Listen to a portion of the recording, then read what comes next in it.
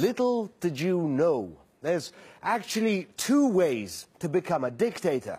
There's the obvious way: brutally oppress your people, crush dissent, and rule with an iron fist.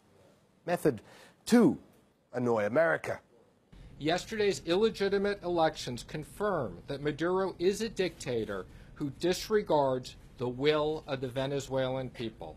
That's going to hurt. When the US brands you a dictator, all bets are off, even if you really aren't one. Any claim of your crimes is taken as fact. International law stops working. All your enemies suddenly get a lot of money and, in many cases, shiny new guns, courtesy of Uncle Sam. In Syria, we have ramped up our military assistance to the Syrian opposition. Remember what happened to Saddam or Assad? Blame them for anything and it'll stick. The name of the game was regime change, exporting democracy. And that's a heck of a lot easier when you portray the other guy as the cartoon villain. Syrian dictator Bashar al-Assad. Bashar Assad is a war criminal. Thug and a murderer like Bashar al-Assad. It's already begun. They're equating Maduro to Kim Jong-un. That's crazy talk, you might think. There are no concentration camps, political executions in Venezuela. There are elections which in the past have been somewhat fair, right? Maduro himself, he joins a very exclusive club, including Mr. Mugabe, Bashar al-Assad, and Kim Jong-un, in terms of the brutal repression of his people.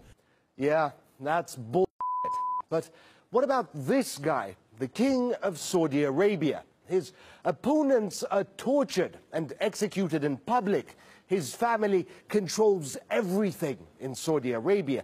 He has deprived his people of freedom, democracy, choice. Talk about dancing with the devil.